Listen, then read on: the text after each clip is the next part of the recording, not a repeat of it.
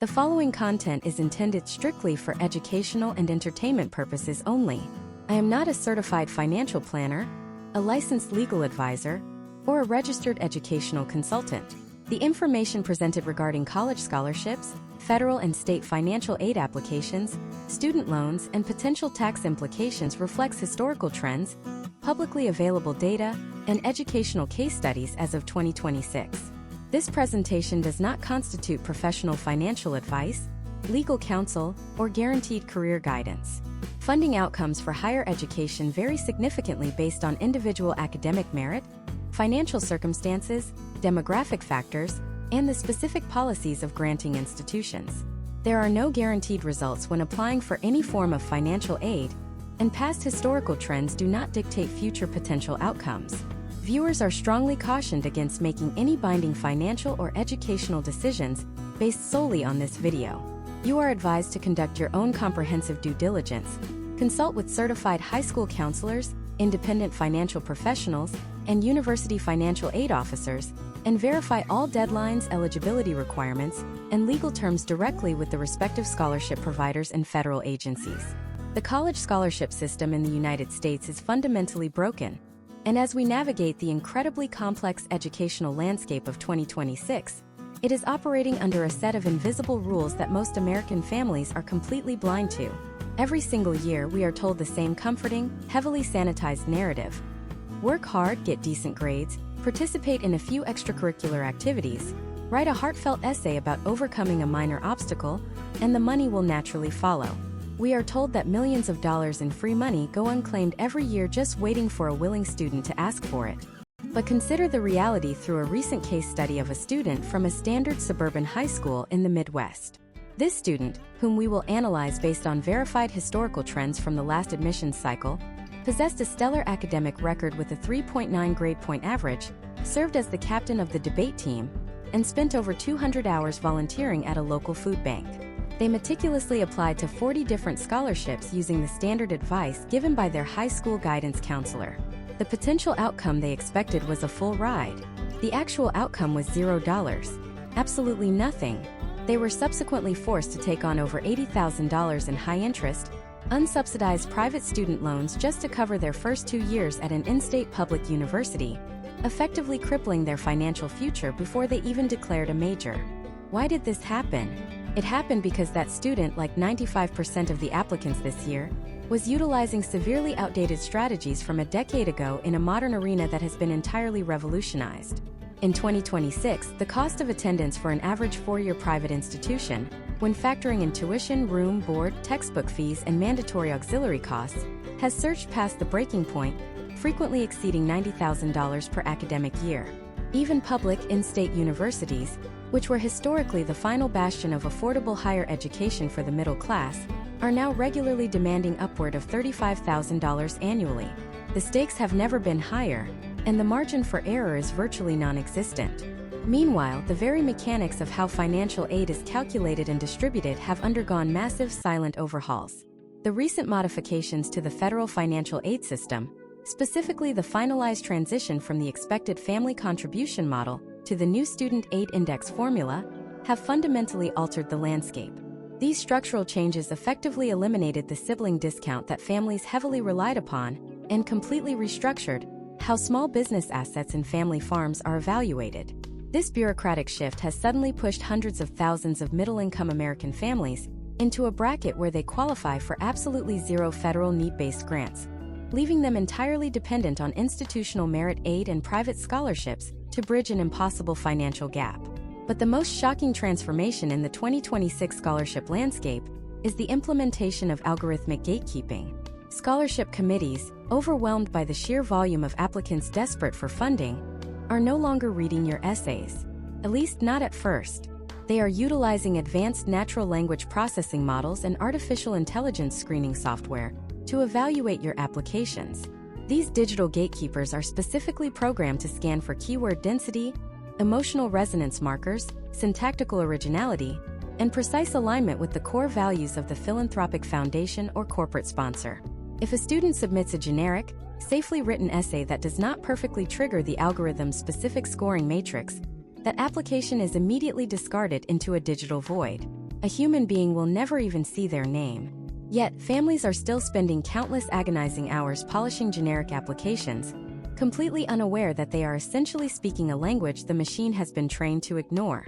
However, there is a massive inefficiency within this new automated system, because the vast majority of the population is completely unaware of how these modern algorithmic filters and institutional funding structures operate. Those who do understand the architecture have an unprecedented historical advantage. There is a deeply buried, highly specific institutional grant strategy, a method that leverages departmental endowment funds directly through academic faculty, rather than the highly congested General Financial Aid Office, that less than 1% of current applicants are utilizing. This strategy entirely bypasses the standard automated rejection algorithms and taps directly into discretionary budgets that professors and department chairs control. I am going to break down the exact communication architecture of this strategy later in this masterclass, complete with the specific chronological steps required to execute it. But if you attempt to skip ahead without understanding the foundational mechanics of how university endowments categorize these funds, you will instantly flag yourself as a generic applicant and permanently burn the bridge with that institution. This brings us to the core promise of this deep dive masterclass. If you are watching this, you are likely feeling the crushing anxiety of the impending tuition bill. You are staring at the labyrinth of applications, deadlines, and financial jargon, desperately trying to figure out how to fund an education without signing away your family's financial stability for the next 3 decades. Today, we are going to completely dismantle the confusion. I am not going to give you superficial advice or tell you to waste your time on national mega lottery scholarships, where you are competing against 3 million other desperate students for a single $1,000 prize. Instead, we are going to treat the scholarship acquisition process not as a game of chance, but as a systematic, highly organized, data-driven procurement operation. Throughout this comprehensive step-by-step guide, we will analyze specific case studies of applicants who successfully navigated the newly restructured financial aid landscape. We will examine the exact historical trends that dictate when and how private foundations release their capital. You are going to learn how to properly audit your digital footprint to pass the new background checks deployed by corporate sponsors. You will discover how to identify high-yield, low-competition micro-scholarships within your immediate geographic and demographic radius. You will learn how to decode the complex language of the new Student Aid Index, so you can legally and ethically position your family's finances to maximize institutional aid before you even apply. Above all, you will learn how to reverse engineer the automated screening software, structuring your essays and application materials so that they compel the algorithm to elevate your file directly to the top of the human committee's desk. This is your definitive, uncompromising roadmap to applying for college scholarships in the reality of 2026. Before you even type a single word of an essay, we have to completely rebuild your understanding of where the actual money is located in 2026. Most families operate under a catastrophic misconception. They believe the scholarship universe is a giant lottery system. Imagine if you were trying to fund a startup business, and instead of pitching to local angel investors who know your market, you only bought lottery tickets. That is precisely what millions of American high school students are doing right now. They log on to massive, heavily advertised aggregator websites, sort by the largest dollar amount, and aggressively apply for the massive corporate scholars programs or highly publicized foundation awards. These are incredible programs with massive endowments, but let us look at the historical trends. The statistical probability of securing one of these national, heavily publicized awards is frequently less than a fraction of 1%.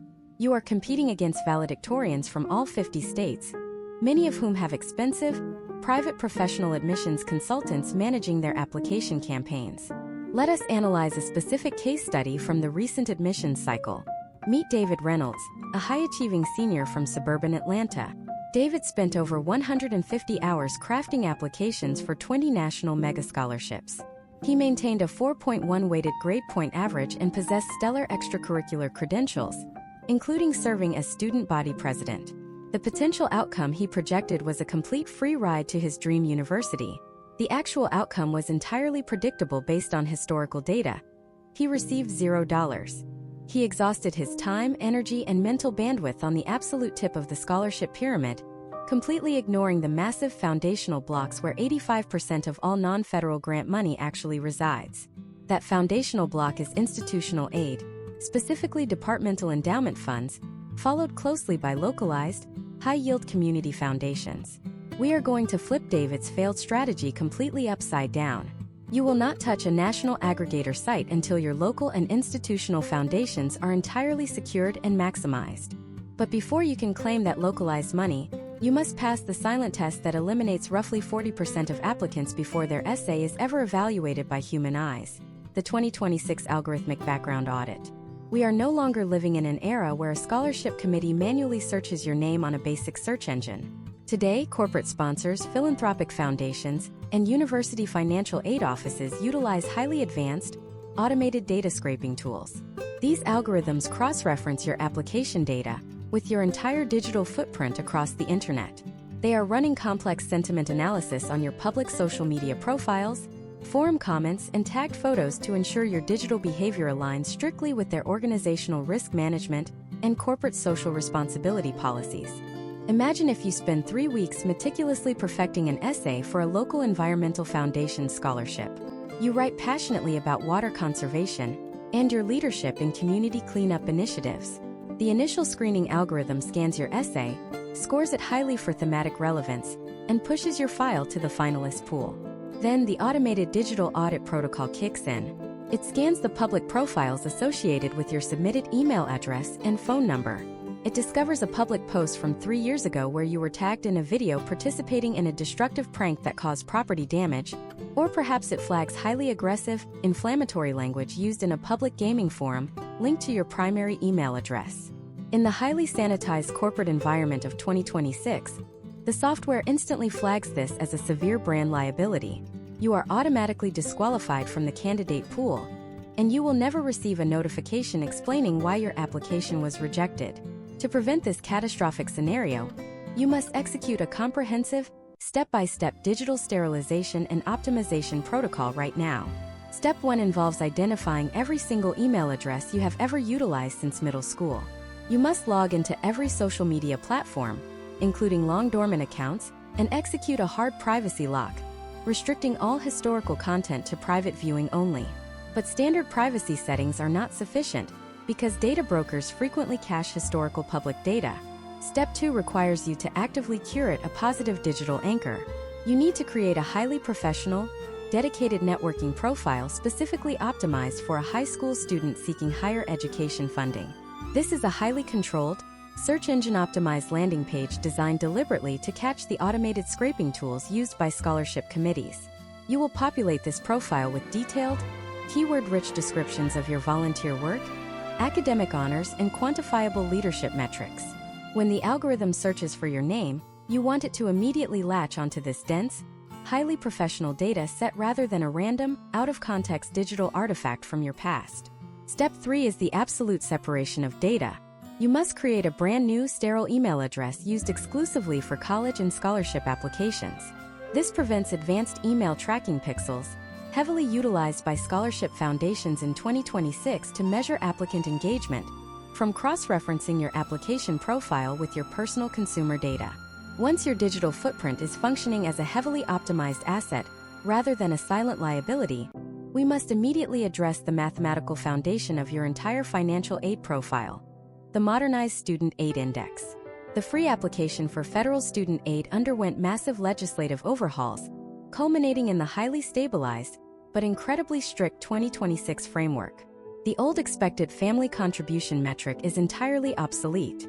The new Student Aid Index formula dictates exactly how much federal and institutional need-based aid you are eligible to receive, and understanding its historical trends and current mechanical structure is non-negotiable. Consider the case study of the Miller family from suburban Dallas, Texas. Under the antiquated system, they had 2 children attending university simultaneously. The old formula split their expected financial contribution in half, significantly boosting their overall financial aid package. In the reality of 2026, that sibling discount no longer exists. Furthermore, the Miller family owns a small, localized plumbing business employing 15 people. Under previous federal regulations, the value of that small family business was largely shielded from the financial aid calculation. The 2026 Student Aid Index rigidly mandates that the net worth of small businesses and family farms must be reported as assessable assets.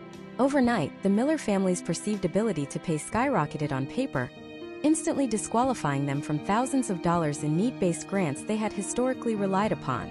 This is precisely why waiting until your senior year to understand the Student Aid Index is a catastrophic strategic error. The financial data utilized for your college applications is based on your prior year tax returns. That means the financial decisions your family executes during your sophomore year of high school directly dictate your financial aid eligibility 2 years later. To optimize your potential outcomes, families must engage in deep research and consult with certified financial planners and tax professionals long before the application cycle commences. You must analyze historical trends regarding how the Department of Education categorizes completely different types of assets. For instance, understanding the strict difference between how accessible cash residing in a standard savings account is penalized in the formula, compared to how non-accessible retirement accounts are currently protected, can drastically alter your final Student Aid Index score. Additionally, understanding current historical trends regarding 529 college savings plans is vital. Recent legislative shifts mean that grandparent-owned 529 plans no longer penalize the student's federal aid eligibility, creating a massive strategic advantage for families who understand this exact mechanism. Educational case studies consistently demonstrate that families who strategically manage their reportable assets within legal, heavily documented frameworks can sometimes legally position their financial profile to cross the strict threshold into Pell Grant eligibility, or unlock massive tiers of institutional need-based aid that would otherwise remain completely inaccessible. You have now systematically secured your digital reputation, and you thoroughly understand the severe mathematical realities of the Student Aid Index. You have built an impenetrable strategic foundation, but having a strong foundation does not actually pay the $90,000 tuition bill. You need to acquire actual capital, and as we established at the beginning of this session, the massive national aggregator websites are a statistical trap deliberately designed to waste your operational bandwidth. So where exactly are the high-yield, low-competition funds hiding in plain sight? How do you completely bypass the highly congested, bureaucratic General Financial Aid Office and access the millions of dollars locked inside specific university academic departments? There is a highly strategic, backdoor communication protocol that targets the specific academic faculty who personally control these discretionary endowment funds. If you execute this outreach incorrectly, you will be permanently blacklisted by the department. The precise email templates, the psychological triggers you must deploy, and the exact chronological timeline for this highly sensitive departmental outreach are so incredibly powerful and complex that they require their own dedicated breakdown. The core of this highly sensitive departmental outreach strategy rests on completely deconstructing your perception of how institutional money is stored and distributed in 2026. To understand why this precise method yields such significantly higher potential outcomes, you must first understand the structural reality of a modern university financial aid office. Imagine if you were trying to resolve a complex, highly nuanced medical billing issue, but instead of speaking directly to your specialist physician, you were permanently routed to a massive, outsourced administrative call center. That is exactly how the General Financial Aid Office functions today. These massive bureaucratic hubs do not organically generate capital. They are administrative processing centers rigidly bound by federal formulas, state legislative mandates, and generalized institutional algorithms. They distribute the massive, generalized university scholarship pool, based strictly on automated rankings of grade point averages, standardized test scores, and the newly established Student Aid Index metrics. When you call the General Financial Aid Office pleading for an arbitrary increase in your funding package, you are speaking to an administrative worker who is mechanically locked out of the system. They physically do not possess the discretionary power to write you a check. However, universities in 2026 are not singular, monolithic financial entities.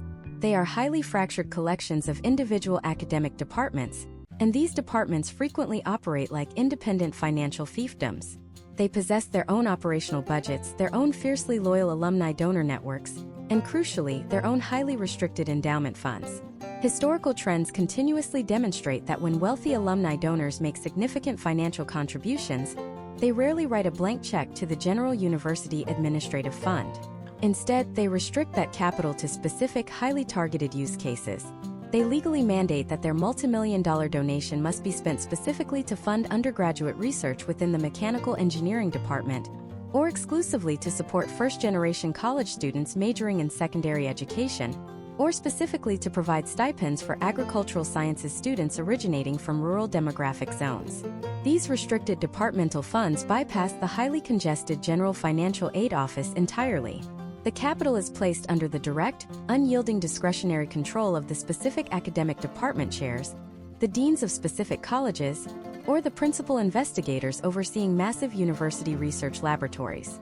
The potential outcomes for American families who understand this hidden financial architecture are staggering, primarily because a significant portion of this money frequently rolls over unspent year after year. Department chairs are tenured academics, not corporate marketers. They do not advertise these highly specific restricted funds on massive national scholarship aggregator websites. They keep this money quietly within the department to strategically recruit the specific types of students they want to populate their programs. Consider the thoroughly documented case study of Michael Chun, a 2026 prospective materials engineering major from a heavily populated suburb in Illinois. Michael possessed a highly competitive academic profile, but was entirely shut out of all federal need-based aid due to the strict small business asset calculations newly enforced by the 2026 Student Aid Index. The General University Financial Aid Office at his primary target institution offered him a standard, highly automated package consisting entirely of high-interest federal and private student loans. Instead of passively accepting that immense, multi-decade debt burden, Michael executed a surgically precise departmental outreach strategy. He did not send an emotional email to the General Financial Aid Office begging for a generic scholarship reassessment. Instead, Michael spent 3 full weeks conducting intense, deep-dive research into the specific materials engineering department at his target institution. He identified a newly appointed department chair who had recently secured a massive federal grant for sustainable concrete research. Michael sent a highly calibrated, meticulously researched email directly to that specific academic chair. The potential outcome he targeted was not a generic freshman scholarship, but a specialized undergraduate research fellowship. The actual outcome was a direct, manual intervention by the department chair, who utilized a restricted alumni endowment fund specifically earmarked for first-year laboratory assistants to cover exactly 80% of Michael's total tuition liability. The department chair completely bypassed the algorithmic rejection Michael originally faced at the general administrative level. To successfully replicate this strategy, you must strictly adhere to a rigid chronological timeline and deploy a highly specialized communication protocol. You absolutely cannot execute this maneuver in late April of your senior year, when you are frantically panicking about a looming May tuition deposit deadline. The mathematically optimal window for this outreach is the late fall or early winter of your high school senior year, which perfectly aligns with the exact fiscal quarter when department chairs are actively auditing their discretionary budgets and finalizing their recruitment strategies for the upcoming academic cycle. Step 1 is the intelligence gathering phase. You must completely ignore the standard undergraduate admissions portal. You must dive deep into the specific academic department's faculty directory. You are actively hunting for endowed chairs, tenured professors who manage large-scale research laboratories, or the executive directors of specific undergraduate academic initiatives. Step 2 is the psychological calibration of your initial communication. This is precisely where 99% of applicants fail catastrophically and permanently burn their bridges. If you send an email to a highly distinguished, heavily published professor of economics stating that you are a hardworking student who desperately needs money to afford their university, your communication will be instantly deleted and your name will be flagged as a nuisance. Tenured academics are fiercely protective of their departments and their tightly scheduled personal time. They are entirely immune to generalized emotional appeals for cash. Therefore, your initial communication must absolutely never mention the word scholarship, money, financial aid, or tuition. Instead, your entire outreach must be framed strictly around academic alignment, intellectual curiosity, and institutional value. You are not begging for a financial handout. You are strategically positioning yourself as a highly valuable, heavily motivated incoming academic asset to their specific program. Imagine if you are a professor who has dedicated 25 years of your professional life to studying the exact microbiology of local soil erosion. You receive a generic, heavily templated email from a high school senior asking for financial aid. You delete it without a second thought. 5 minutes later, you receive a meticulously crafted, highly specific email from a different high school senior. This student explicitly references a peer-reviewed research paper you published in late 2024. They ask a highly intelligent, methodologically sound question regarding your specific data collection protocols. They briefly outline their own high school independent study project analyzing local watershed contamination. They then formally request a strict, 10-minute virtual meeting to discuss the future academic direction of the university's undergraduate environmental science program. That student immediately ceases to be a random, nameless data point trapped inside the general admissions computer system. They have instantly transformed into a peer, a junior academic colleague, and a highly desirable recruitment target for the department's internal discretionary funds. When you successfully secure this virtual meeting, which historical data suggests possesses a conversion rate of roughly 20 to 25% if the initial email is perfectly calibrated, your primary objective is to conduct a professional informational interview. You ask the department chair highly specific questions about the culture of their academic program, the literal day-to-day opportunities for undergraduate research, and the precise traits they look for in their most successful alumni. Only at the absolute end of this meticulously planned interaction do you deploy the critical financial pivot. You express your absolute, unwavering certainty that their specific department is your number one academic destination. But you calmly, professionally state that your final legal enrollment decision is currently contingent on strategically bridging a specific financial gap. You then ask if the department has any internal merit-based fellowships, undergraduate research stipends, or privately managed alumni-sponsored grants for incoming freshmen that are not publicly listed on the general university website. By the exact moment you ask this question, you have already proven your immense, undeniable value to that academic. The department chair now possesses a vested, highly personal interest in acquiring you for their specific program. They will frequently walk directly down to the financial aid office or directly access their restricted departmental endowment accounts to build a custom, highly lucrative financial package just to ensure you legally commit to their institution. This localized departmental strategy is undeniably the most powerful financial tool in the modern applicant's arsenal. However, it is fundamentally useless if your formal written application materials cannot even survive the initial, highly automated university screening process. Even if a powerful department chair desperately wants you in their program, they cannot legally fund you if the central admissions artificial intelligence has already rejected your core application because your personal statement accidentally triggered the system's negative sentiment filters. The scholarship and admissions essays you submit in 2026 are no longer being read by sympathetic human beings looking for a heartwarming story of personal triumph. They are being aggressively mathematically parsed by algorithmic gatekeepers designed strictly to eliminate tens of thousands of applicants in milliseconds based on rigid keyword parameters.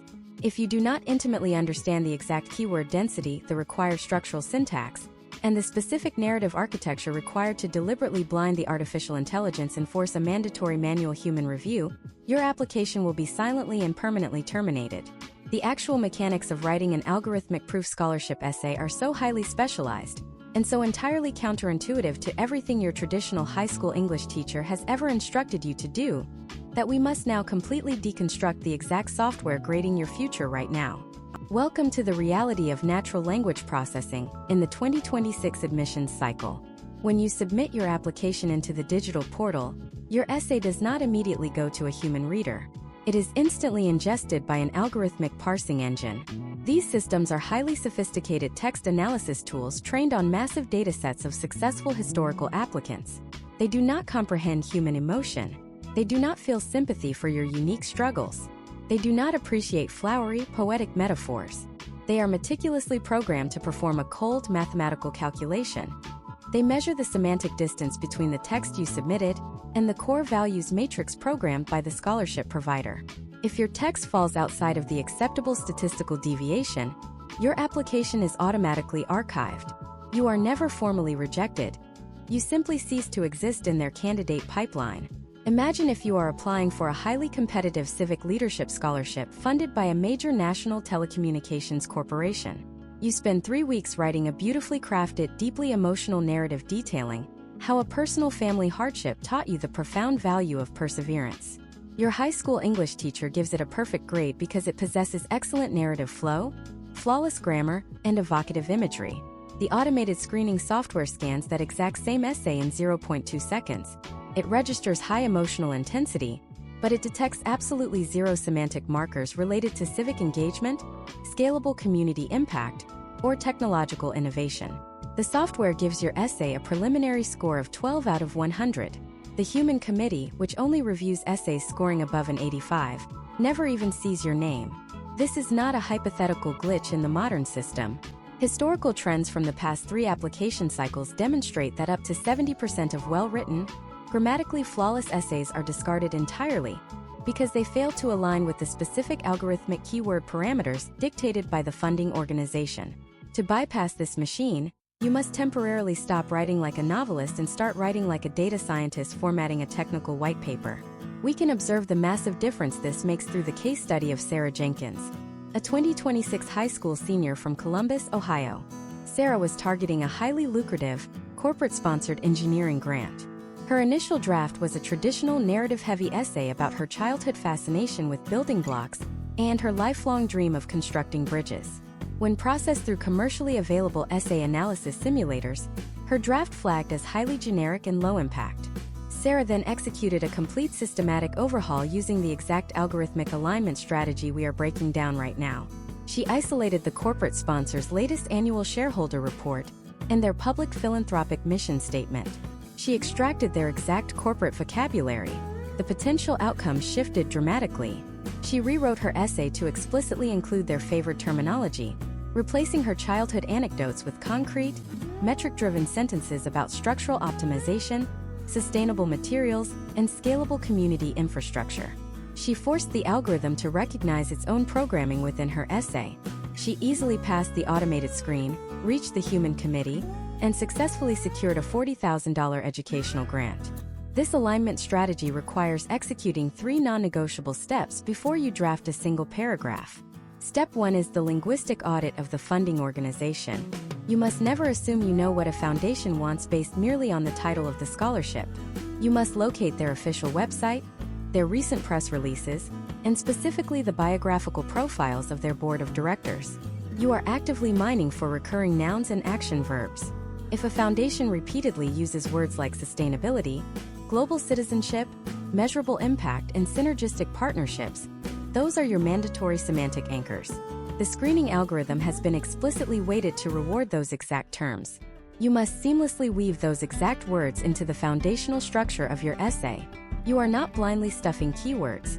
You are deliberately calibrating your vocabulary to match the machine's primary scoring rubric. Step 2 is the absolute eradication of the passive voice and the strict implementation of quantifiable metrics. Natural language processors heavily penalize passive sentence structures because they statistically signify a lack of direct leadership or accountability. Furthermore, algorithms struggle to evaluate vague, qualitative statements. If you write that you helped a lot of people at a local charity, the software assigns that statement a near zero value because it cannot calculate the mathematical scope of your impact. You must rewrite that to state that you managed a team of 14 volunteers, resulting in a 30% increase in weekly resource distribution over a 6-month period. You must feed the machine the exact data points it requires to categorize you in the top percentile of applicants. Every single extracurricular activity, every volunteer hour, and every leadership position must be translated into hard, indisputable data. The machine explicitly rewards scale, scope, and measurable execution. Step 3 involves mastering automated sentiment analysis.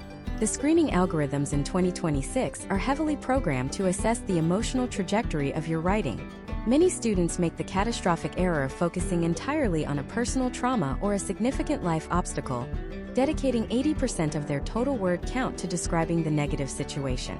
The algorithmic parser registers this as a critically high density of negative sentiment vocabulary.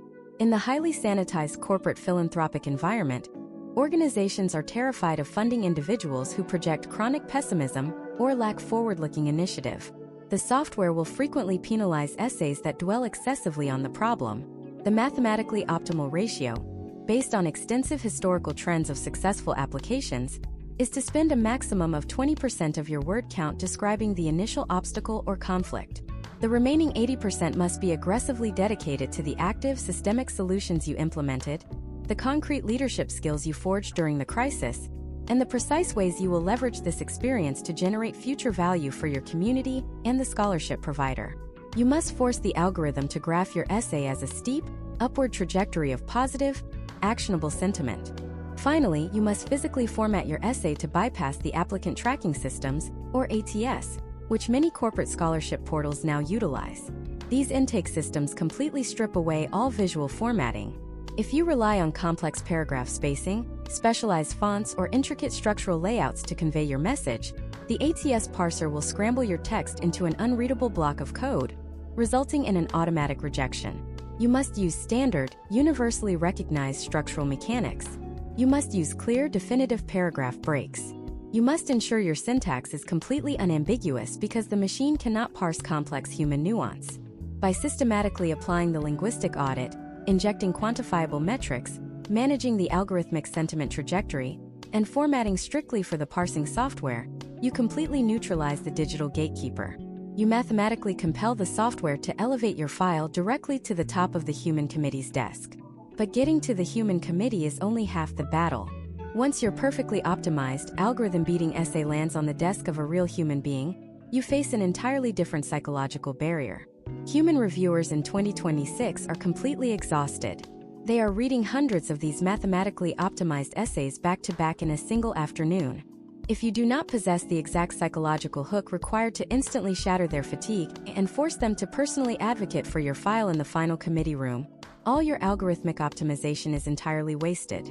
The precise neurolinguistic triggers you must deploy in the opening 3 sentences of your essay, and the exact method for building a localized microscholarship pipeline that entirely avoids these massive national algorithms in the first place, is where the true generational educational funding is hidden.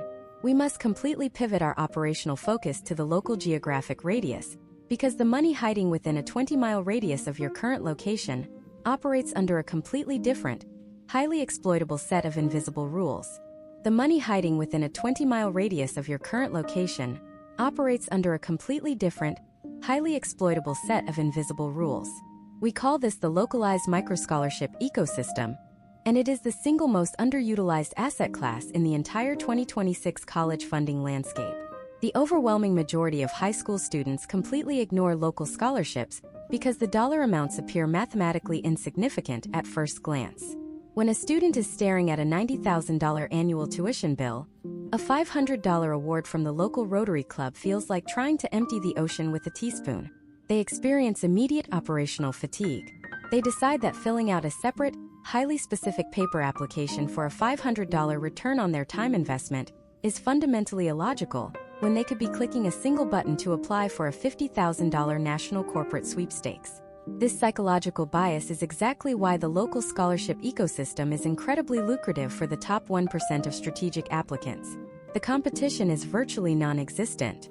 Historical trends from municipal educational foundations across the United States indicate that many local, community-based scholarships receive fewer than 10 total applicants per year. In some documented instances, highly specific localized funds roll over unspent simply because literally no one applied.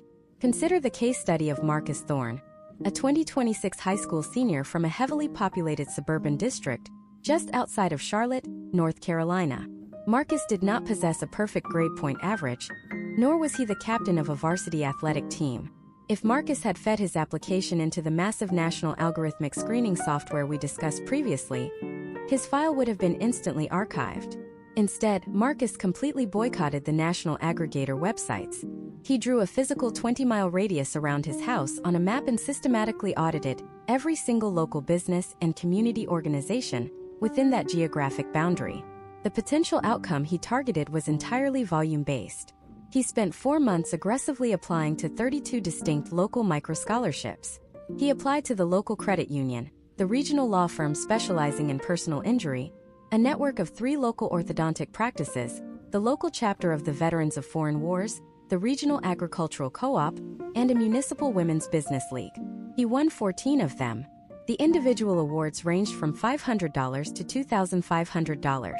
The actual outcome was a combined total of $22,000 in unrestricted external funding for his freshman year. Marcus effectively manufactured a massive, customized scholarship package out of localized spare parts, completely bypassing the extreme competitive density of the national arena.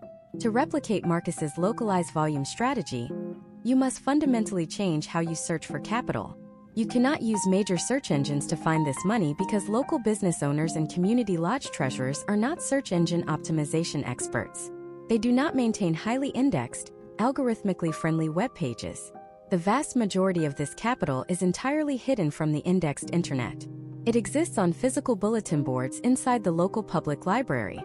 It is printed in the monthly PDF newsletters of the Regional Chamber of Commerce.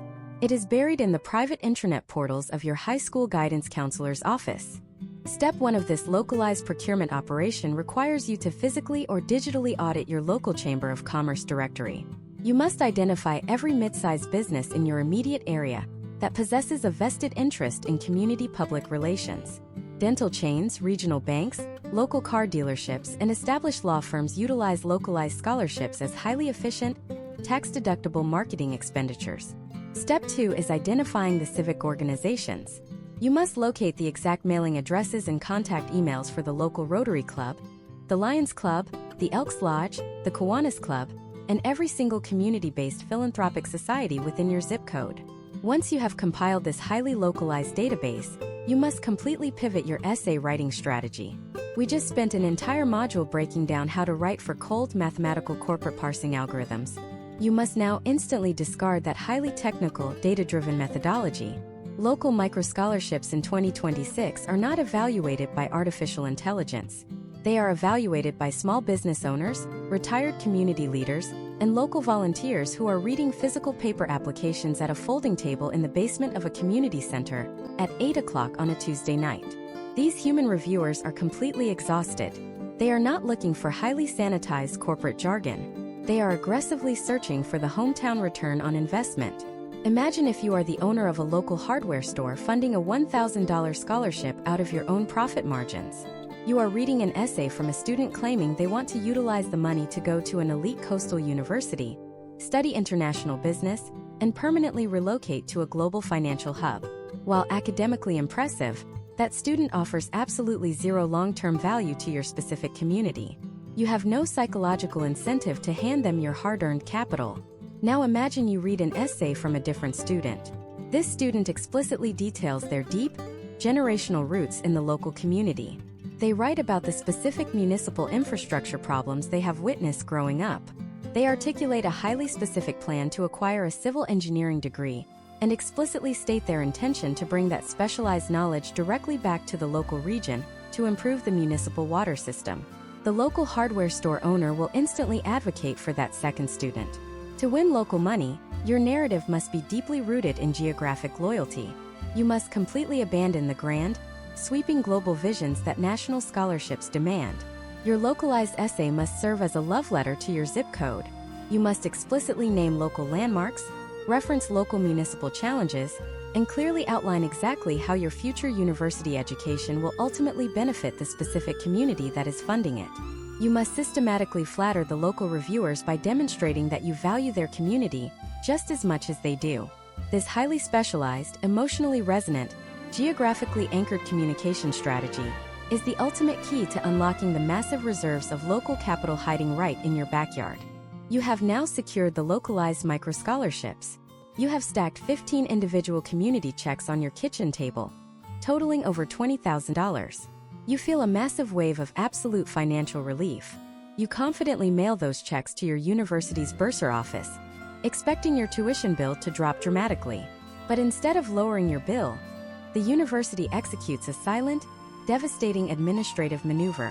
They accept your $20,000 in hard-earned local scholarship money, and then they maliciously reduce the institutional financial aid they originally offered you by that exact same amount. Your total out-of-pocket cost remains exactly the same, and your massive localized effort essentially just subsidized the university's internal budget. This predatory, highly controversial practice is known within the industry as scholarship displacement, and in 2026, universities are utilizing it more aggressively than ever before to protect their bottom lines. If you do not understand the exact legal loopholes and specific administrative negotiation tactics required to freeze your institutional aid and block the university from stealing your external funding, your entire localized micro-scholarship strategy will be completely neutralized. We must immediately break down the precise communication scripts you will use to legally force the financial aid office to honor every single dollar you bring through the door. To systematically defeat the practice of scholarship displacement, You must entirely abandon the concept that the University Financial Aid Office is operating in your best interest. They are fundamentally a highly sophisticated risk management and budgeting department. When their automated system detects an external check arriving from your local community foundation, their primary algorithmic directive is to reduce their own institutional liability. They justify this by claiming that your total demonstrated financial need has been artificially lowered by the outside money. Imagine if you work 50 grueling hours a week at a summer construction job to save $5,000 for your education. You proudly report this to the university, and the administration simply retracts the $5,000 need-based grant they had already awarded you. Your net financial gain after an entire summer of intense manual labor is exactly zero. This is the exact mechanical reality of scholarship displacement, and while a handful of state legislatures have recently enacted laws banning this practice at public universities by 2026, the vast majority of private institutions and out-of-state public colleges continue to aggressively employ this tactic to balance their massive operational budgets. You must execute a preemptive defensive strategy before a single external check is ever mailed to the university bursar. Step 1 is the policy audit. You must contact the Financial Aid Office directly in the early spring of your senior year and request their exact, written policy regarding the stacking of outside scholarships. You are specifically asking how external awards impact institutional grants, federal work-study allocations, and subsidized loans. If their official written policy dictates that outside money will cannibalize your institutional grant aid dollar for dollar, you must immediately deploy the reallocation script. You do not argue emotionally with the administrative staff. You send a highly specific, mathematically grounded communication. You must state clearly that your outside scholarships must be applied strictly to the unmet need portion of your total cost of attendance before any institutional grants are touched. To execute this correctly, you must understand the exact architecture of your financial aid award letter. The university calculates your total cost of attendance, which includes tuition, fees, room, board, and estimated indirect costs like transportation and textbooks. They then subtract your student aid index from that total number. The resulting figure is your demonstrated financial need. However, historical trends dictate that very few universities actually meet 100% of your demonstrated need. They leave a substantial gap, effectively forcing you to take out private loans. Your written communication must legally mandate that your external local scholarships be utilized exclusively to fill that specific unmet need gap. Furthermore, you must explicitly request that the funds be applied to unbilled indirect costs. By instructing the Financial Aid Office to apply your localized Rotary Club check to your estimated computer purchase allowance or your off-campus transportation budget, you completely remove those funds from the direct tuition calculation, drastically reducing the university's ability to justify displacing your institutional grant. Consider the highly documented case study of Jessica Ramirez, a 2026 incoming freshman from Orlando, Florida. Jessica aggressively executed the localized microscholarship strategy we previously outlined and secured $12,000 from various regional Hispanic business coalitions and local civic organizations. Her private target university immediately issued a revised award letter, stripping away exactly $12,000 of her institutional merit grant. Jessica did not accept this catastrophic financial loss. She immediately executed the reallocation script, but the university aggressively stonewalled her, citing rigid internal accounting policies. Jessica then pivoted to the ultimate trump card in the displacement war, the localized deferment and restructuring tactic. She realized that the university held absolute jurisdiction over the money only if the check was made payable directly to the institution. She immediately initiated a closed-door communication loop with the exact local board members who awarded her the money. She explicitly explained the predatory nature of the university's displacement policy to the local business owners. She demonstrated that their philanthropic capital was not actually helping a local student, but was instead merely subsidizing a multi-billion-dollar university endowment. The local board members were entirely outraged. Jessica then proposed two highly strategic alternative pathways. The first pathway was the sophomore year deferment. Historical trends in higher education consistently demonstrate that universities front-load their financial aid packages.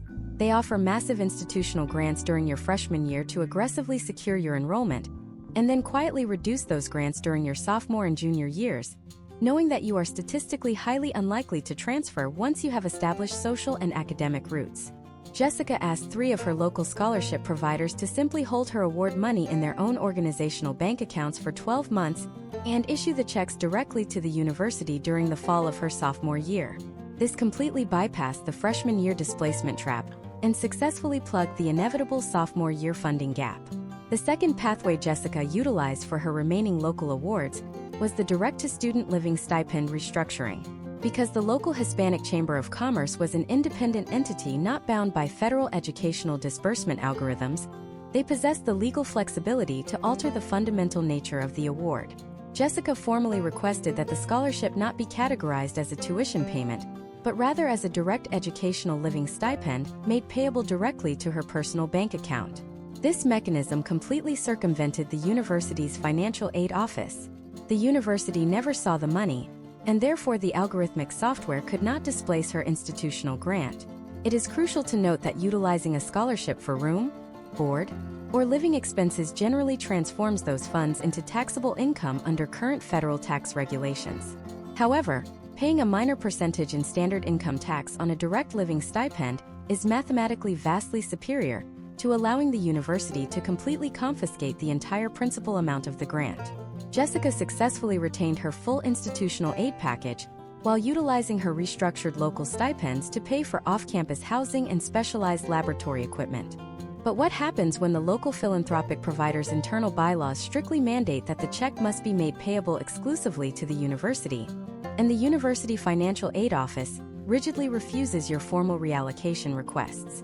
What do you do when the bureaucratic wall seems entirely impenetrable, and your hard-earned local capital is trapped in an administrative standoff? You are suddenly pushed into the final highest-stakes phase of the 2026 financial aid battleground. You must abandon standard administrative requests and initiate a formal professional judgment review. This is not a polite inquiry. It is a highly aggressive, deeply analytical negotiation protocol. You must completely shift the power dynamic, leveraging competing institutional offers in a ruthless, highly calibrated appeal strategy that forces the university to stop viewing you as a desperate student begging for financial leniency and start viewing you as a high-value consumer they are on the immediate verge of losing to their most hated geographic academic rival. The specific chronological steps to launch this review, and the exact psychological pressure points you must press to force a financial aid director to manually override their own algorithm, requires absolute precision. The formal professional judgment review is not a standard customer service complaint. It is a legally codified mechanism built directly into the federal higher education framework, specifically designed to bypass the automated student aid index calculation. When the financial aid system underwent its massive legislative overhaul, culminating in the strict 2026 regulations, the architects of the new formula recognized a fundamental flaw. They understood that an algorithm relying strictly on tax data from 2 years prior could never account for sudden, catastrophic shifts in a family's financial reality. The algorithm cannot perceive that a primary earner was laid off 4 months ago. It cannot calculate the devastating impact of sudden, uncovered medical expenses. It only reads historical tax returns. Therefore, federal law explicitly grants financial aid administrators the absolute authority to manually override the algorithmic output and recalculate your eligibility based on real-time data. But because universities are actively trying to protect their institutional budgets, they bury this process. They do not advertise it on their front pages. They rely on the historical trend that 95% of American families will simply accept their initial automated rejection and proceed directly to high-interest private loan portals. To successfully launch a professional judgment review, you must fundamentally restructure how you view the university administration. Imagine if you are a corporate acquisitions manager trying to secure a highly sought-after software engineer. You do not just offer a base salary and walk away. You monitor competing offers from rival technology companies, and you adjust your compensation package to secure the talent before they sign with your direct competitor. In 2026, university financial aid directors operate exactly like corporate acquisitions managers. They are evaluated and heavily scrutinized based on a metric called the yield rate, which is the exact percentage of admitted students who actually enroll and pay tuition. Every time an admitted student declines an offer to attend a rival institution, the financial aid director's yield rate drops, actively damaging the university's national ranking and institutional prestige. This is the exact psychological pressure point you must press.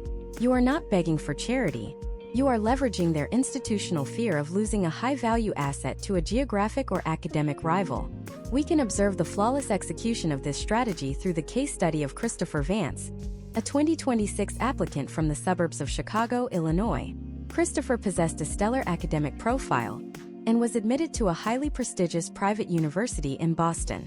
However, because his family's small business experienced a temporary, artificial spike in valuation during the required prior tax year, the new Student Aid Index algorithm completely disqualified him from need-based institutional grants. The Boston University offered him a catastrophic package consisting entirely of federal and private student loans. Simultaneously, Christopher was admitted to a heavily endowed, direct academic rival university located in New York, which utilized a slightly different institutional methodology and offered him a $40,000 annual merit grant. Most students in Christopher's position would simply abandon the Boston University. Christopher, however, recognized that the Boston institution was his primary target, and he decided to weaponize the New York offer. Christopher did not send a desperate, emotional email to the generic financial aid inbox. That is a guaranteed path to algorithmic deletion. Instead, he initiated a highly surgical communication protocol. Step 1 involved identifying the exact human decision-maker. Christopher bypassed the frontline administrative staff completely. He utilized professional networking platforms and university staff directories to locate the specific senior associate director of financial aid assigned to the Midwest geographic region. This is the individual who physically manages the discount budget for students originating from Illinois. Step 2 involved assembling an impenetrable, data-driven dossier.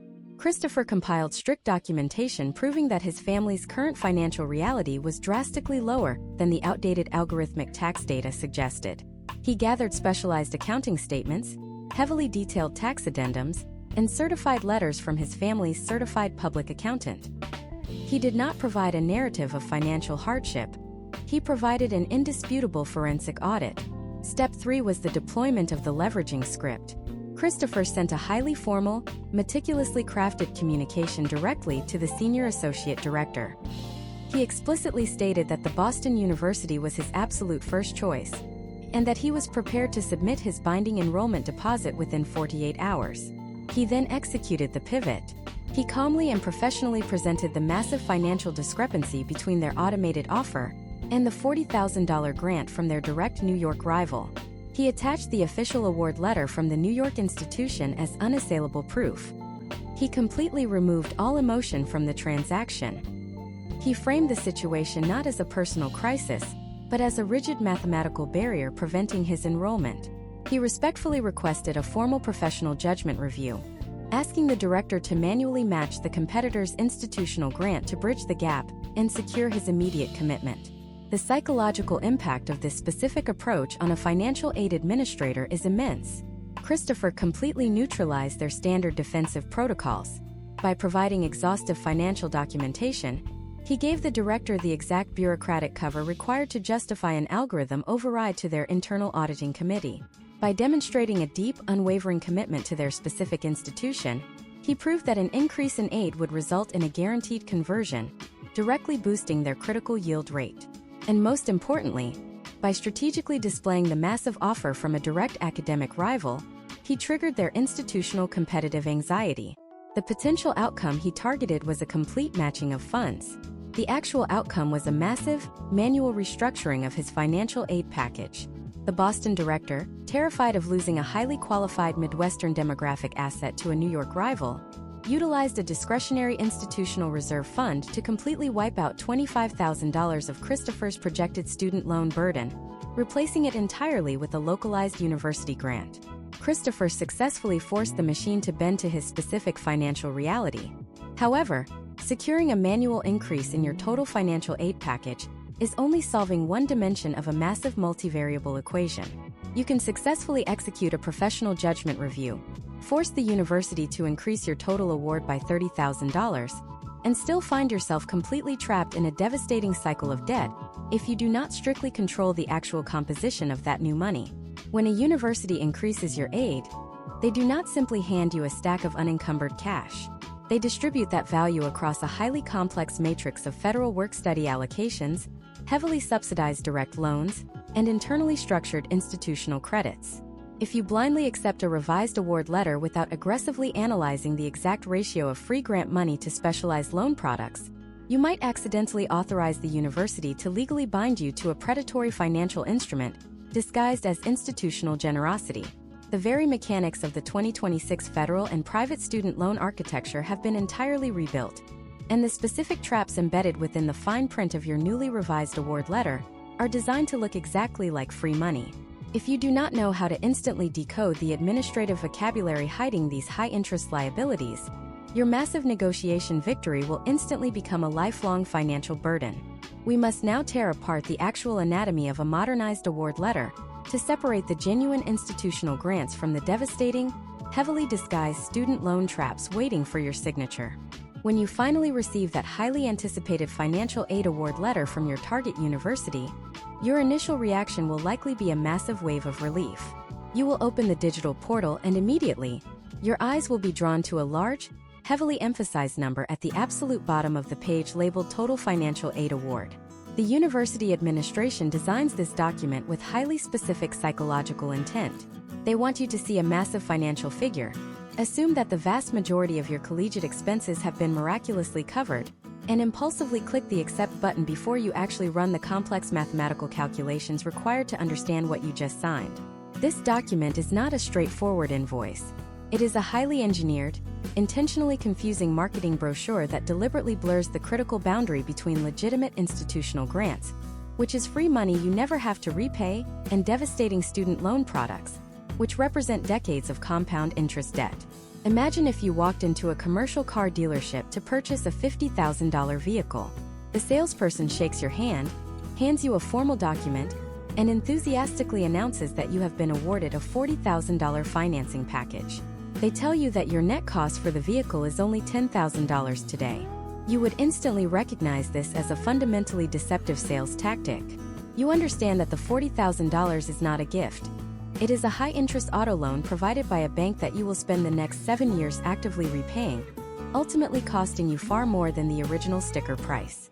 Yet, when universities deploy this exact same deceptive accounting mechanism in their official 2026 financial aid award letters, millions of American families fall into the trap completely blind.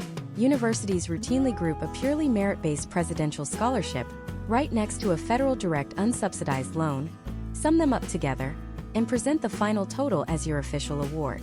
They categorize debt as an institutional achievement. To understand the catastrophic danger of this formatting, we must analyze the specific case study of Ethan Brooks, a 2026 applicant originating from Phoenix, Arizona. Ethan was admitted to a mid-tier, out-of-state private university with a staggering total cost of attendance of $78,000 per academic year. When Ethan opened his digital award letter, the top line clearly stated his total financial aid package was $72,000.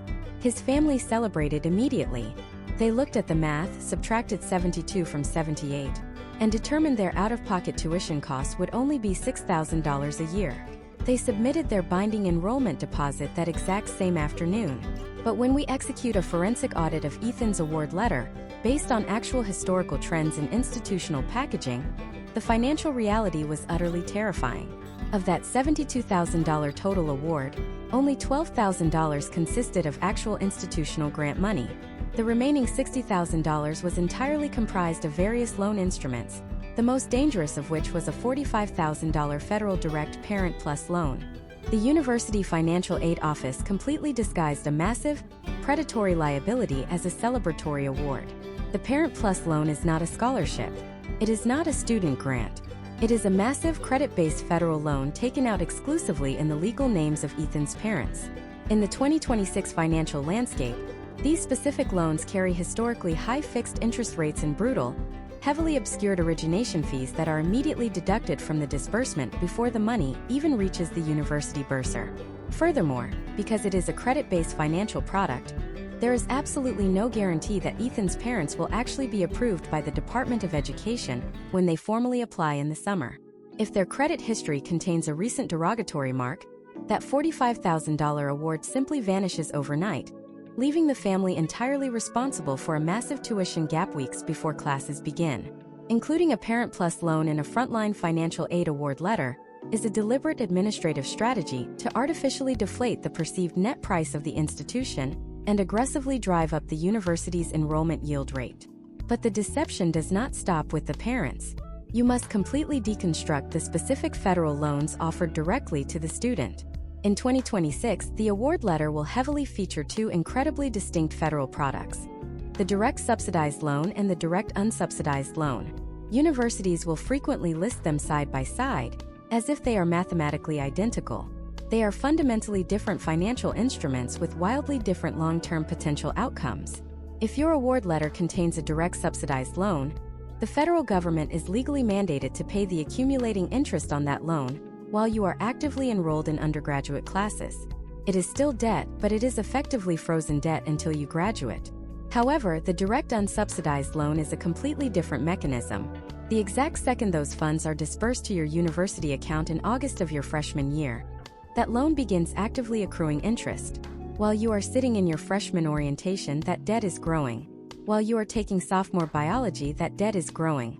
By the time you walk across the graduation stage 4 years later, that original loan principal has capitalized, meaning the thousands of dollars in accumulated interest are now legally added to your original principal balance.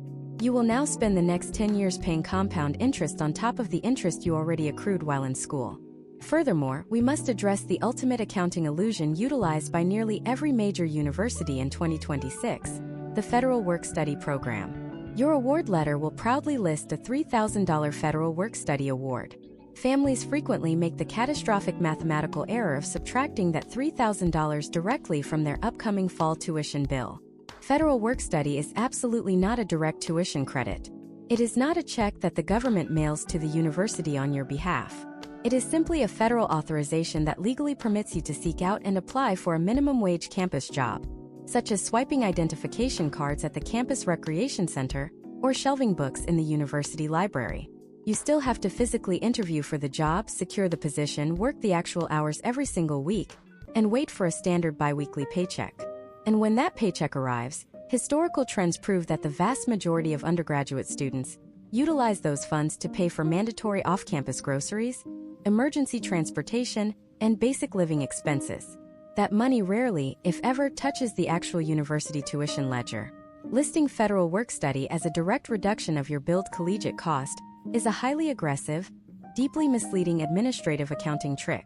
To protect your family's financial future, you must execute a strict, completely uncompromising mathematical audit of your award letter before you ever consider accepting an offer of admission.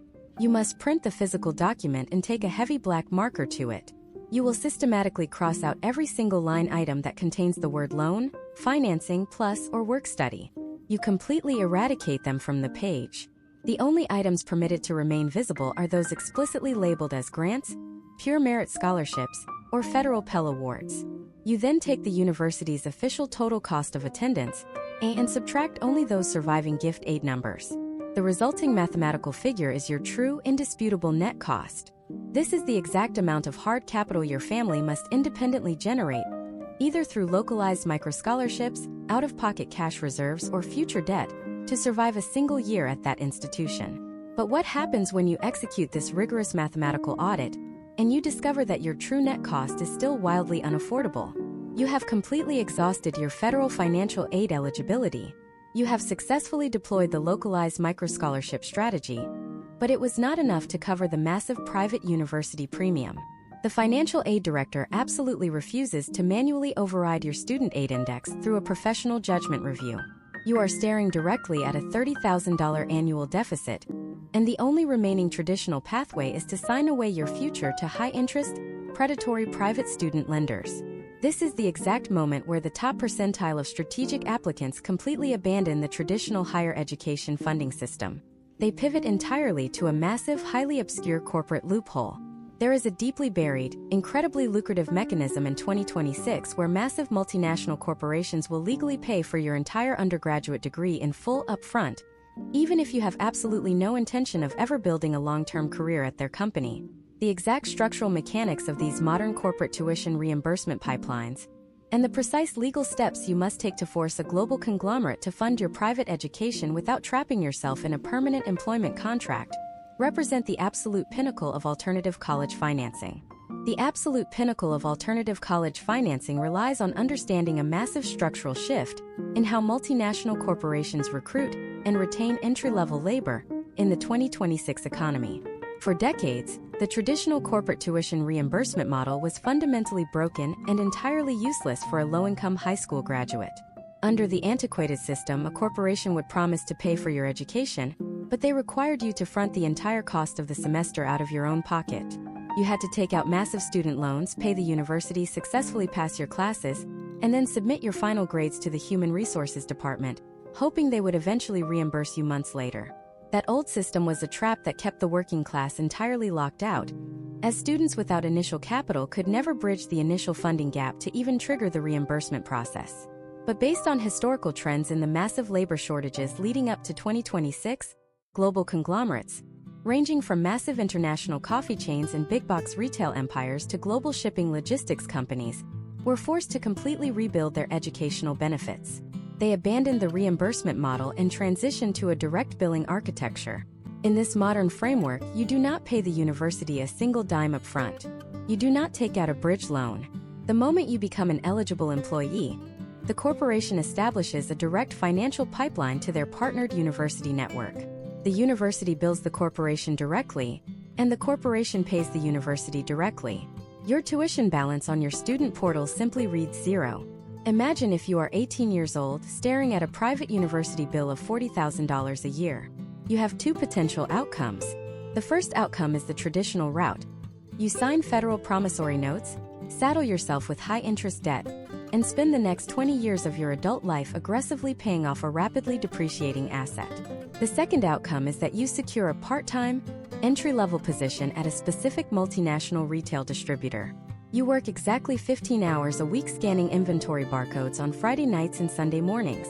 In exchange for those 15 hours of manual labor, the corporation legally binds itself to pay your entire $40,000 tuition bill directly to the institution every single year you remain employed. You graduate in 4 years with a pristine bachelor's degree, an extensive professional resume, and $0 in educational debt. This is not a theoretical concept. This is the exact operational reality demonstrated by the case study of Ryan Carter, a 2026 applicant from Seattle, Washington. Ryan was admitted to a highly respected online and hybrid university program that specialized in supply chain management. His federal financial aid was entirely non-existent due to the strict asset calculations of the new Student Aid Index. Instead of panicking, Ryan strategically audited the educational partnership networks of massive global employers. He discovered that a major international shipping conglomerate possessed a direct billing contract with his exact target university. Ryan applied for a basic warehouse sorting position. He intentionally selected the highly undesirable overnight weekend shift to completely protect his Monday through Friday academic schedule. Ryan endured the mandatory 90-day probationary employment period. On day 91, he logged into the internal corporate benefits portal and linked his employee identification number to his university student account. The potential outcome he targeted was debt-free education. The actual outcome was immediate financial liberation. The shipping conglomerate paid his total tuition, his mandatory technology fees, and even provided a fixed stipend for his digital textbooks. Over the course of 4 years, Ryan extracted $160,000 in untaxed, debt-free educational capital from his employer, simply by moving boxes for 15 hours a week. However, executing this strategy requires navigating severe legal and financial landmines embedded deep within the corporate fine print. Corporations are not philanthropic charities. They are profit-driven entities utilizing these programs as calculated retention tools. If you blindly sign an employment contract without executing a forensic audit of their specific tuition policy, you will walk directly into the permanent employment trap. This trap is formally known as a clawback clause. In antiquated contracts, companies would stipulate that if you resign from your position within 2 to 3 years of receiving tuition benefits, you were legally obligated to repay every single dollar they invested in you. To successfully leverage the 2026 corporate loophole, you must strictly target frontline worker programs that have publicly and legally abolished the clawback clause. Historical trends indicate that due to extreme public relations liability, many of the largest entry-level corporate education programs no longer require post-graduation retention. You must verify in writing that the exact second your degree is formally conferred by the university registrar, you possess the absolute legal right to submit your 2 weeks' notice and walk away without owing the corporation a single cent. You are essentially treating the corporation as a temporary, highly lucrative stepping stone, extracting maximum educational value, and then immediately pivoting to the open job market with a debt-free degree in hand. Furthermore, you must proactively manage the highly complex tax implications of corporate educational assistance. According to historical tax codes, the Internal Revenue Service traditionally allows an employer to provide up to $5,250 in educational assistance per year completely tax-free to the employee. But if your employer is paying a $40,000 annual tuition bill, that leaves nearly $35,000 of corporate capital flowing into your educational account. Depending on how the corporation legally structures the program, specifically if they categorize it as a working condition fringe benefit strictly related to your current job duties, that excess $35,000 might be categorized by the federal government as taxable gross income. You could suddenly find yourself owing thousands of dollars to the government at the end of the fiscal year for money you never actually held in your personal bank account. To neutralize this threat, you must never rely on verbal assurances from a frontline store manager or a low-level human resources representative. You must demand the official corporate tax compliance documentation regarding their specific tuition program. You must consult with an independent, certified tax professional to project your exact tax liability based on the total value of the corporate grant. In many case studies, strategic students utilize a portion of their actual hourly wages from the part-time job to prepay their estimated quarterly taxes, ensuring they are never blindsided by a massive federal tax bill in April. Even if you are forced to pay a 10% effective tax rate on a $40,000 corporate grant, spending $4,000 a year out of pocket is still a mathematically superior outcome compared to taking out $40,000 in compounding student loans. The execution timeline for this corporate strategy requires extreme discipline. Step 1 is the geographic and academic audit. You cannot simply apply to your dream school and then try to find a company to pay for it. You must reverse engineer the process. You research the massive corporate education networks first. You identify the specific academic programs and universities that are explicitly listed as direct bill partners within their proprietary corporate portals. Step 2 is securing the employment at least 4 to 5 months before your target collegiate semester begins. You must factor in the hiring process, the background check, and the mandatory probationary period before the tuition benefits legally activate. Step 3 is aggressive boundary management. You must fiercely protect your academic schedule, legally mandating your availability with your local manager to ensure your mandatory 15 working hours never conflict with your core university lectures or final examination windows. By treating a part-time corporate job not as a career destination, but strictly as a highly structured transactional funding vehicle, you completely detach yourself from the predatory student loan industry. You build a bulletproof resume, you generate weekly operational cash flow, and you force a multi-billion-dollar conglomerate to finance your socioeconomic mobility. But what if your academic ambitions extend far beyond the specific universities listed in a corporate partnership network? What if you are a high-achieving student, and your exclusive target is a globally elite, hyper-competitive Ivy League institution or a premier research university? These elite institutions do not participate in massive corporate direct billing networks, and they frequently do not offer a single dollar of merit-based athletic or academic scholarships. If you are targeting the absolute apex of the American higher education system, every single localized strategy, algorithmic essay trick, and corporate loophole we have discussed so far becomes entirely irrelevant. The elite institutions operate under a completely insulated, fiercely protected financial ecosystem. To unlock the massive multi-million-dollar endowments of the most exclusive universities in the world, you must master the highly classified art of the institutional financial appeal, a process so mathematically rigorous and aggressively negotiated that it requires an entirely new set of operational rules. The elite institutions, consisting of the Ivy League, the premier technological institutes, and the ultra-selective liberal arts colleges, do not participate in the standard financial aid ecosystem we have discussed thus far. They completely reject the newly legislated Federal Student Aid Index as their primary metric for distributing capital. Instead, they rely on a heavily guarded proprietary financial algorithm known broadly as the institutional methodology, processed primarily through the incredibly invasive CSS profile. If you thought the federal forms were rigorous, The 2026 CSS profile is essentially a forensic financial audit of your entire family lineage. It tracks primary home equity, localized cost of living indexes, unwithdrawn retirement account growth, projected medical expenses, the exact make and model of the vehicles your family drives, and the precise cash value of any permanent life insurance policies. The algorithm is specifically designed to uncover hidden wealth. However, the system is fundamentally flawed because it frequently assumes families possess massive liquid capital, when in reality, they only hold a liquid paper wealth. Elite universities fundamentally do not offer merit scholarships.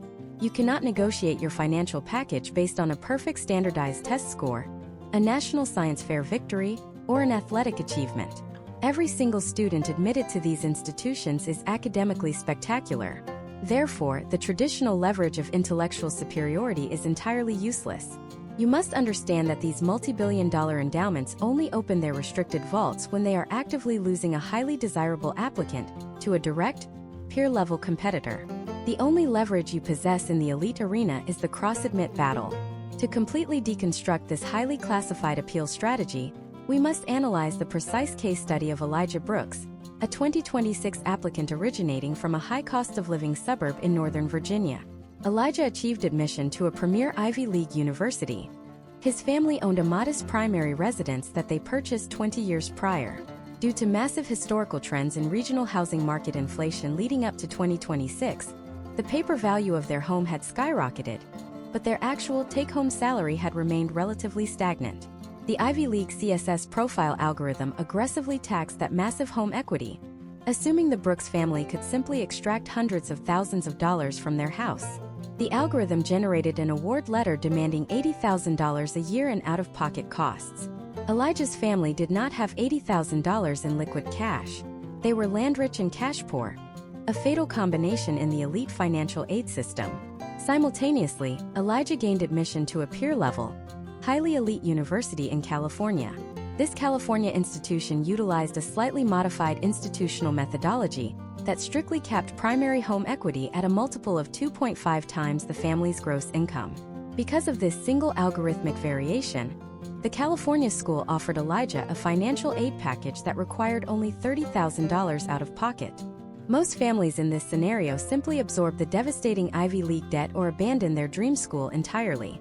Elijah executed a ruthless, data-driven institutional methodology recalculation strategy.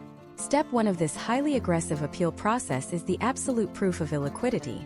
You do not send an emotional letter claiming the school is too expensive.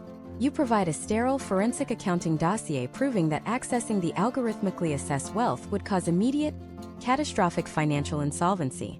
Elijah's family compiled complex cash flow statements, heavily detailed monthly budget expenditures, and formal documentation from regional banks proving that attempting to secure a home equity line of credit in the high-interest rate environment of 2026 would instantly push their debt-to-income ratio past legal federal lending limits. They mathematically proved to the financial aid director that the algorithmic assumption of their wealth was a physical, economic impossibility. Step 2 involves navigating the most devastating trap hidden within the elite financial aid architecture: the non-custodial parent contribution. If your parents are divorced or separated, the CSS profile frequently demands full, unredacted financial disclosure and a massive cash contribution from a non-custodial parent, even if you have not spoken to that individual in a decade. The algorithm simply assumes that biological connection guarantees financial support. If the non-custodial parent refuses to submit their tax data, the elite university will routinely freeze your entire financial aid application, completely blocking you from all institutional funds. To defeat this, you must proactively execute a non-custodial parent waiver. This is not a simple checkbox. It is a highly legalistic process requiring third-party affidavits. You must gather formal, signed letters from high school guidance counselors, ordained clergy members, or regional court officials explicitly detailing the complete absence of financial and emotional support from the non-custodial parent. You must force the financial aid office to legally sever the phantom income from your calculation before the appeal can even begin. Step 3 is the execution of the peer matching protocol. Once Elijah established the indisputable proof of his family's illiquidity and completely audited his file for non-custodial errors, he initiated direct contact with the exact senior financial aid officer assigned to the Mid-Atlantic demographic zone. He deployed a highly calculated communication script. He stated unequivocally that the Ivy League institution was his absolute first choice, and that his enrollment deposit was ready to be processed. He then immediately introduced the California competitor. He presented the massive $50,000 discrepancy, not as a negotiation tactic, but as a rigid, insurmountable mathematical barrier. He attached the official, digitized award letter from the California institution, providing unassailable proof of the competing offer. He completely removed all emotional desperation from the transaction, framing his potential enrollment strictly as a corporate acquisition that was currently failing due to a localized pricing error. The potential outcomes in these elite cross-admit battles are entirely binary. The financial aid director will either hold firm to their algorithmic output, or they will authorize a massive discretionary manual override. Elite universities are terrified of their direct peers poaching their most highly vetted, demographically valuable applicants. By utilizing the California offer as a financial battering ram, Elijah triggered the Ivy League director's institutional competitive anxiety. The director manually bypassed the standard home equity multiplier, aligned their calculation with the competitor's methodology, and authorized a massive mid-cycle grant adjustment. The actual outcome was a $50,000 annual grant increase, secured entirely through applied leverage, intense forensic accounting, and strategic competitor positioning. Elijah secured his elite education for a fraction of the initial algorithmically demanded price. You now possess the complete, unredacted architecture required to completely dominate the modern college funding landscape. We have systematically dismantled the entire process, replacing generalized hope with highly specialized, data-driven procurement operations. You understand how to sanitize your digital footprint to bypass automated corporate risk management algorithms. You know exactly how to legally position your family's assets years in advance to manipulate the modernized student aid index. You have mastered the backdoor departmental outreach strategy, securing highly restricted endowment funds directly from tenured academic chairs. You have learned to write algorithmic proof essays that mathematically force automated screening software to elevate your file. You have mapped the localized geographic radius to acquire highly lucrative, zero-competition microscholarships from regional businesses, and you know the exact legal scripts required to block the university from maliciously displacing those funds.